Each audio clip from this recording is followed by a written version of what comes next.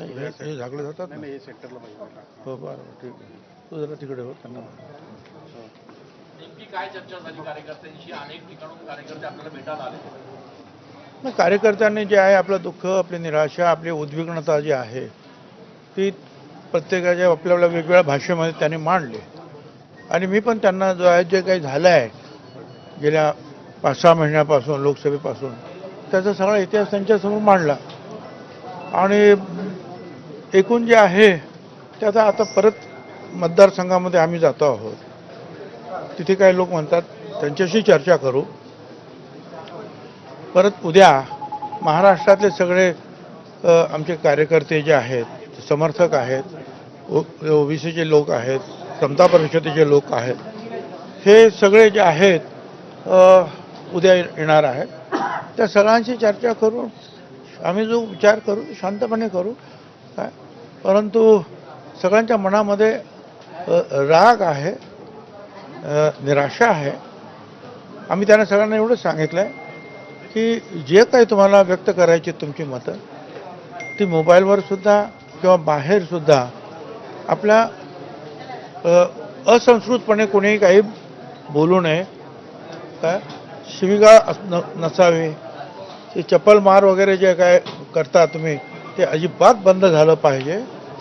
ठीक आहे, तुमची मतं जी आहेत लोकशाहीमध्ये ती तुम्हाला व्यक्त करण्याचा अधिकार आहे. परंतु कुठे असंस्कृतपणा नको, शब्द जपून वापरा. काय आणि चप्पल मार वगैरे आंदोलनात बिलकुल थारा देऊ नका.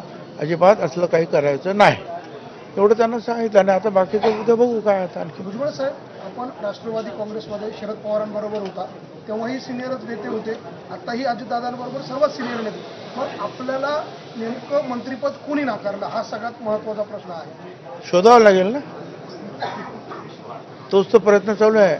कुणी नाकारलं आणि कुणी नाकारलं तरी शेवटी जे आहेत त्या पक्षाचा जो प्रमुख आहे, BJPचा प्रमुख जे आहेत तिथले सरकारमधले ते देवेंद्र फडणवीस आहेत, ते निर्णय घेतात. शिंदे गटाचे जे प्रमुख आहेत ते शिंदे साहेब आहेत, ते त्यांच्या गटाचा निर्णय घेतात. आणि बाकीचं काही असलं तरी आमच्या गटाचे जे प्रमुख आहेत अजित पवार ते त्यांचा निर्णय घेत असतात. बाकी काय सगळे सांगत असतात प्रत्येकालाच मंत्रिपद पाहिजे असतं. प्रश्न मंत्रिपदाचा नाही. प्रश्न ज्या प्रकारे अवहेलना करण्यात आली त्याचा आहे. आणि त्याच्या संदर्भात मी उद्या तुम्हाला आणखीन काही सांगण्याची चर्चा झाली. यापूर्वी लोकसभेत देखील डावलण्यात आलं होतं मागच्या वेळेस. हे खरं आहे. त्यांनीच सांगितलं होतं लोकसभेमध्ये उभे राहा म्हणून. होळीच्या दिवशी मी इकडे आम्ही निघालो, आम्हाला ताबडतोब म्हणे परत या. आणि त्यांनी सांगितलं की मोदी साहेबांनी आणि अमित शाह साहेबांनी सांगितलं की नाशिकला भुजबळच उभे राहणार. मी म्हटलं बरं आमची तयारी नाही, आम्हाला तुम्ही एकदम शॉक दिला. 24 तास द्या, आम्ही उद्या सांगतो तुम्हाला. परत उद्या गेलो, म्हटलं दुसरं कोणाला समीरला उभं करणार, दुसरं कोणाला नाही. म्हणजे तुमचं नाव त्याने प्रकर्षाने घेतलं, तुम्ही उभे राहा. मग 1 महिना मग आम्ही इथे आलो. काय सगळी तयारी झाली आणि एक चांगलं वातावरण निर्माण झालं. अर्थात एक तर सर्व समाजाचे, मग दलित, मुस्लिम, आदिवासी, ओबीसी, काय अगदी ब्राह्मण समाजाचे लोकसुद्धा येऊन भेटून, आणि विशेषतः ज्यांना नाशिकच्या डेव्हलपमेंटमध्ये रस आहे ते सगळे जी मंडळी जी आहेत ती येऊन गेली की तुम्ही बरं झालं, आम्ही तुमच्या पाठीमागे उभं राहणार. आता नाशिकचे पाऊल आणखीन एक पाऊल पुढं पडेल. आम्ही प्रयत्न सुरू केले. पण 1 आठवडा झाला, 2 आठवडे झाले. खरं म्हणजे जर तुम्ही आम्हाला एवढ्या यांनी सांगितलं की तुम्हालाच उभं राहायचं आहे तर 8 दिवसामध्ये तुम्ही नाव जाहीर करायचं, 15 दिवसात करायचं होतं. पण 1 महिना झाला तरी सगळ्यांच्या अख्ख्या महाराष्ट्राची नावं जाहीर झाली, आमचं नाव जाहीर होत नाही. मग मी म्हटलं ठीक आहे, आता माघार घेतो. कारण मी अशा प्रकारचे जे आहे आस लावून डोळे लावून बसणार नाही तुमच्या तिकिटासाठी. धन्यवाद. एक गाण्याच्या ओळी होत्या, जहा नहीं चाहना वहा नहीं रहना. काय आपल्या मनामध्ये तो आपको क्या कहना है अभी? जो सही है तो कह दिया, और क्या करना. मुख्यमंत्र्यांची याच्यावर काय प्रतिक्रिया होती? आपण काही वक्तव्य केलं होतं. मला जे काय कळलं, मुख्यमंत्र्यांनी माझा प्रवेश मंत्रिमंडळात असावा यासाठी आग्रह धरला होता आणि निश्चित ते मी कन्फर्म करून घेतलेलं आहे. साहेब मंत्रिमंडळात एक जागा कमी आहे तुमच्यासाठी. चला आता बाकीचं काय. प्रफुल्ल पटेल असं म्हणतात की राज्यसभेवर तुम्हाला हो मला हे बघा, लोकसभेवर मी जातो म्हणालो, ऐन वेळा तुम्ही कच खाल्ले, नाव जाहीर नाही केलं. राज्यसभेची जागा आली, मी म्हटलं मला जाऊ द्या, त्यांच्याला सुनीता ताईने पाठवायचं. मी म्हटलं बरं ठीक आहे, आता मी काय बोलत नाही. दुसरी जागा आली, त्या ठिकाणी मकरंद पाटील यांचे बंधू नितीन पाटील यांचं नाव द्यायला लागले. अरे म्हटलं मला जाऊ द्या, माझा फायदा तुम्हाला होईल पक्षाला, माझा चांगला फायदा तुम्हाला पक्षाला, मला जाऊ द्या ना, मी 40 वर्ष झाली इथे आहे. काय नाही मग मी त्यांना आम्ही शब्द दिला. आणि तुम्ही जे आहे हे इथे लढाईत असणं आणि महाराष्ट्रात असणं ही पक्षाची गरज आहे आणि तुम्हाला लढलं पाहिजे. आम्ही लढलो आणि लढल्यानंतर आता ते सांगतात की तुम्ही राज्यसभेवर जा का, तर मकरंद पाटील यांना मंत्री करायचं, त्यांनी ते केलं. आता त्यांना ते त्याच्या भावाला सांगणार तू राजीनामामध्ये खाली आहे आणि मग मला सांगणार तुम्ही आता जा वरती. मी म्हटलं मला पाहिजे होतं हे तर मला मी काही लपून ठेवलं नाही, पण आता मी निवडणूक लढलो, आत्ता संपली निवडणूक, अजून त्या मतदारसंघाला काही प्रश्न निर्माण झालेले आहेत ते सोडायचे आहेत. माझ्यासाठी जीव काढला माझ्या लोकांनी मला निवडून आणण्यासाठी. मी त्यांना मी काय सांगू, मी राजीनामा देऊ शकत नाही, कारण राज्यसभेवर जायचं असेल तर विधानसभेचा राजीनामा द्यावा लागेल.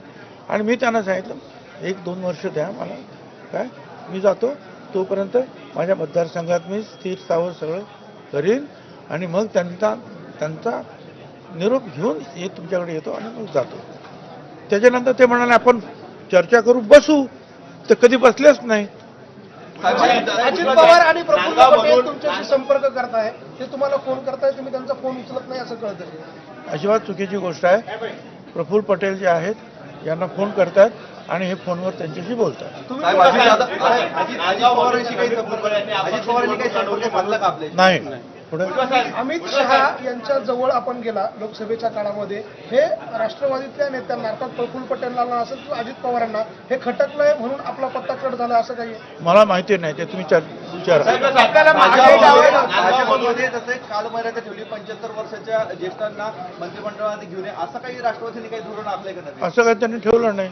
ठेवलं असतं तर मला राज्यसभेवर जा म्हणून काय सांगितलं असतं, सांगितलं असतं घरी जा. पवारांबरोबर राहायचं नाही अशा प्रकारचा सूर कार्यकर्त्यांनी बैठकीत व्यक्त केलेला आहे. तुमची भूमिका काय असणार आहे? ते मी सगळ्यांच्या भूमिका ऐकून घेतो आहे. साहेब, अजितदादा आपण काय बोलायला भूमिका ऐकून घेता, आपण काय? मी तुम्हाला सांगितलं मला मतदारसंघात जायचं आहे. मला उद्या मी महाराष्ट्रातले लीडर्स येणार आहेत, सगळे लोक त्या भेटणार, मग बघू. प्रफुल्ल पटेलांनी असं म्हटलंय की तुम्हाला राज्यसभेवर पाठवायचं हे तुम्हीच त्यांना म्हटले होते. त्यावेळेला 4-6 महिन्यापूर्वी त्यावेळेला होय, त्यावेळेला माझं ऐकलं नाही. आणि आता म्हणजे मी काही लहान खेळ नाही का तुमच्या हातातलं, तुम्हाला वाटेल तेव्हा तुम्ही त्या आता वरती, आता बसा खाली, आता निवडणूक लढवा, बरं तेही जाऊ द्या. पण माझ्या मतदारसंघातील लोकांना मी राजीनामा दिल्यानंतर काय वाटेल.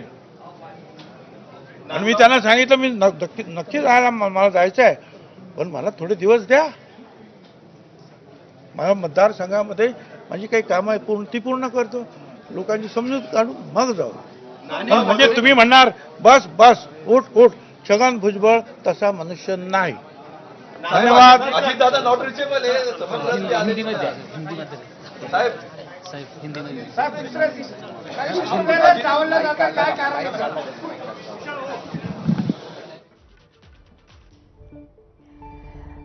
नाशिकमधनं छगन भुजबळ बोलत होते.